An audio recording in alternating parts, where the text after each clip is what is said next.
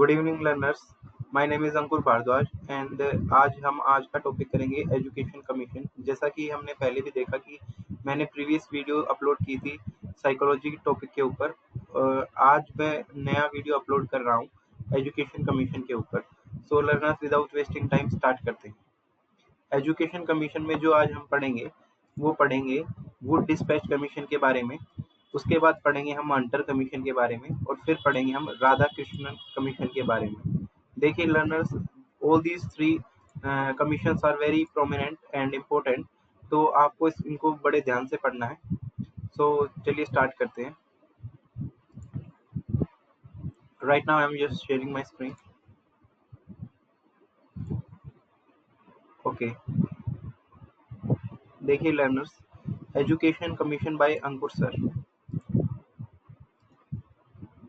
और आज स्टार्ट करते हैं। तो सबसे पहले लर्नर्स, वुड डिस्पैच कमीशन आता है 1854।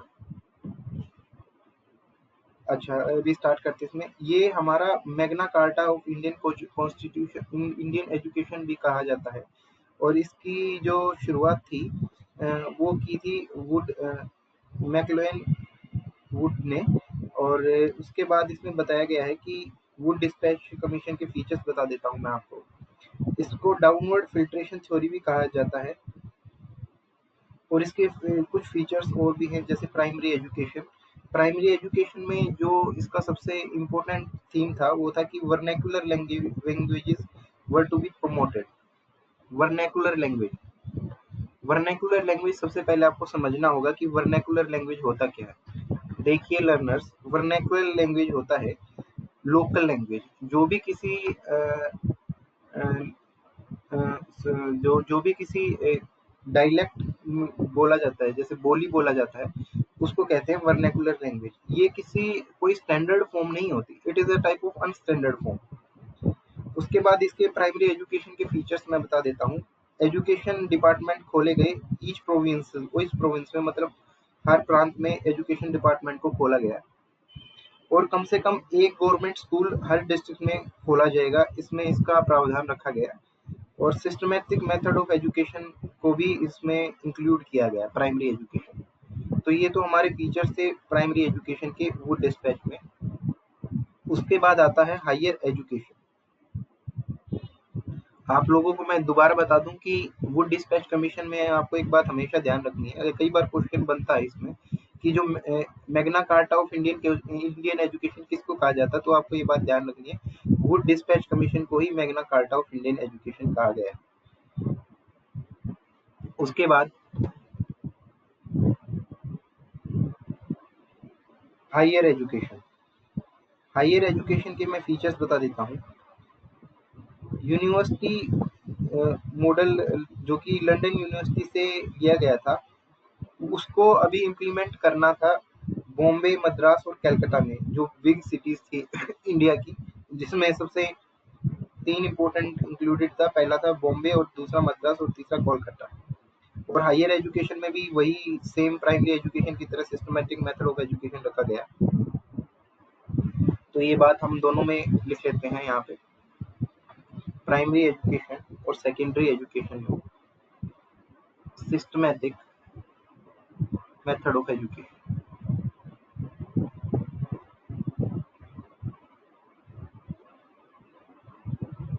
Systematic method of education.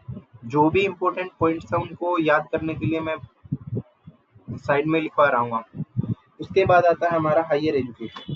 Higher education मैंने बता ही दिया। फिर आता है women education. Women education, as the name indicates, कि वुमेन्स को इसमें इंक्लूड करना था, जैसे कि promoted female education on all level, जो महिला का शिक्षाकरण करना था इसमें सभी लेवल्स पे। और फिर आता है हमारा hierarchy in education was systemised. इसका मतलब होता है कि हायरार्की का मतलब होता है कि एक पीढ़ी दर पीढ़ी जो फॉलो होता है एक चेन, उसको कहते हैं हायरार्की। तो hierarchy in education was systemised, मतलब जो एजुकेशन सिस्टम में हायरार्की थी उसको सिस्टमाइज किया गया।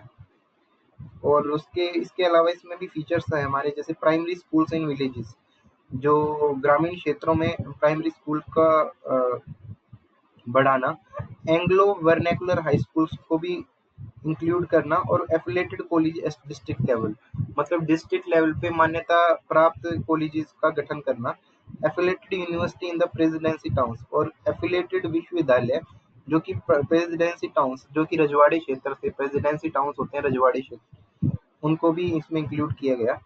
फिर आता हमारा इंग्लिश एजुकेशन। इंग्लिश एजुकेशन में सबसे इम्पोर्टेंट पॉइंट एक ही आएगा, बस ये बात आपको ध्यान रखना है कि इंग्लिश एजुकेशन में English was made the medium of instruction for higher studies। ये बात यहाँ पे लिख लेते हैं हम। इंग्लिश was made the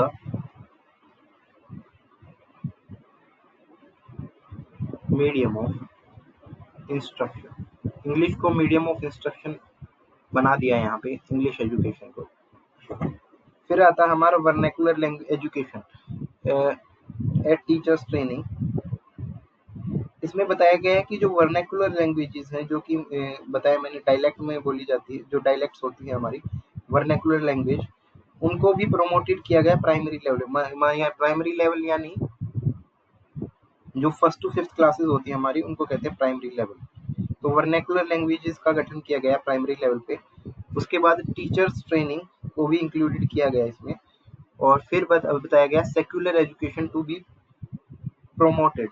ये वर्ड आएगा यहाँ पे, प्रोटेड नहीं है, प्रोमोटेड है, ये मिस टाइप हो गया है यहाँ पे, मैं इसको करेक्ट कर देता हूँ। प्रोमोटेड, प्रोमोटेड जो सेक्युलर एजुकेशन, सेक्युलर का मतलब होता है जैसे धर्मनिरपेक्ष। सेक्युलर का अगर कोई आपसे डेफिनेशन पूछ ले तो आपको याद रखना, reason, a country which can tolerate all the religions, जिसमें सभी रिलीजन्स को फॉलो करने की मतलब आज़ादी हो, उसको कहते हैं सेक्युलर। तो सेक्युलर एजुकेशन को भी प्रमोटेड किया गया। फिर आता है grants in aid to encourage private enterprise, मतलब जो प्राइवेट एंटरप्राइज जितने भी होते हैं, प्राइवेट हुआ, प्राइवेट को तो मतलब आप सबको पता ही है कि जितना भी प्राइवेटाइजेशन, मतलब जो गवर्नमेंट अंडरटेकिंग ना हो, अदर देन गवर्नमेंट, वो सारा प्राइवेट एंटरप्राइज होता है। तो उसके बारे में भी इसमें बताया गया।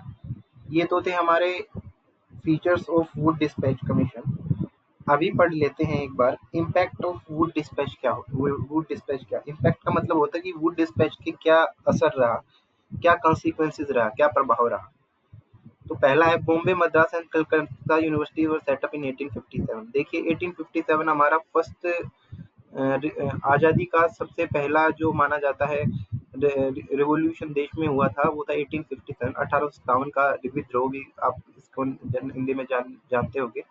तो बॉम्बे, मद्रास और कलकत्ता यूनिवर्सिटी सेटअप की गई 1857 में। उसके बाद आता है कि बैट्यून स्कूल, जो कि जेईडी बैट्यून ने फाउंडेड किया था, मतलब शुरुआत की थी जिसकी वुमेन एजुकेशन के लिए, उसका भी यहाँ पे इंट्रोडक्शन हुआ। और फिर आता है हमारा एग्रीकल्चर इंस्टीट्यूट एट पूसा इहार, पूसा बिहार है, ये इहार नहीं बिहार है, Pusa Bihar, and an engineering institute at Roorkee were started. मतलब बताया गया है कि जो एग्रीकल्चर इंस्टीट्यूट थे हमारे जो पूसा में, और इंजीनियरिंग इंस्टीट्यूट रुड़की में भी स्टार्टेड किया गया। रुड़की अभी फेमस है हमारा आईआईटी रुड़की के नाम से, अगर यहाँ पे हमारा आईआईटी रुड़की भी है, अगर कोई भूल जाए तो ये हमारा रुड़की में है IIT.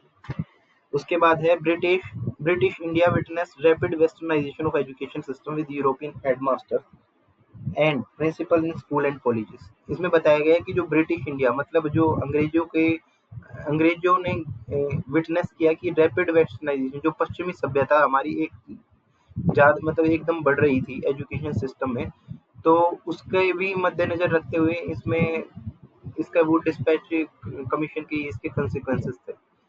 Private Indian educators appeared, और इसमें बताया गया है कि जो प्राइवेट इंडियन एजुकेटर्स हैं, जितने भी इंडियन एजुकेटर्स थे, प्राइवेट इंडियन एजुकेटर्स, वो अपीयर हुए, मतलब उनको भी देखने को मिला, पहली बार उनको देखने को मिला, इंट्रोडक्शन हुआ उनका। तो ये तो बात थी हमारी impact of would dispatch commission की। उसके बाद आते हैं हम हंटर कमीशन। देखिए दोस्तों, हंटर कमीशन, हंटर कमीशन, मैं एक बार ठीक कर देता हूँ इस स्लाइड को, वेट इसके वजह से। Hunter Commission also known as the Indian Education Commission. ये सबसे इम्पोर्टेंट चीज है जो आपको याद रखनी है कि हंटर कमीशन को ही इंडियन एजुकेशन कमीशन के नाम से जाना जाता है। मैं इसको हाईलाइट कर देता हूँ यहाँ पे, सॉरी, इंडियन एजुकेशन कमीशन के नाम से जाना जाता है हंटर कमीशन को। देखिए, इंडियन एजुकेशन कमीशन,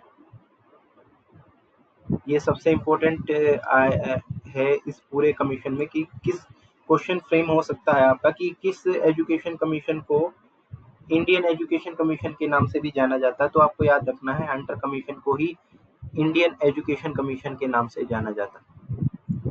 और इसके बारे में बताता हूँ मैं। और it was British government appointed commission. ये ब्रिटिश अंग्रेज सरकार के द्वारा अपॉइंटेड कमीशन था जो कि 1882 में एस्टेब्लिश हुआ था, बना था। It was establish to examine the state of education in India and to make recommendation for its improvement. ये एस्टेब्लिश हुआ ताकि जो स्टेट ऑफ एजुकेशन है भारत में उसको रिकमेंड किया जा सके इसको इम्प्रूवमेंट के लिए। तो ये तो हमारा हंटर कमीशन का इंट्रोडक्शन हुआ। अभी पढ़ते हैं हंटर कमीशन के मेन फीचर्स क्या थे। हंटर कमीशन के जो मेन फीचर्स, पहला था कि the Hunter Commission was appointed primary to assess the problems and development of primary education. देखिए, उस टाइम पे सबसे ज्यादा दिक्कत थी हमारे पूरे एजुकेशन सिस्टम में, सबसे ज्यादा दिक्कत थी प्राइमरी एजुकेशन।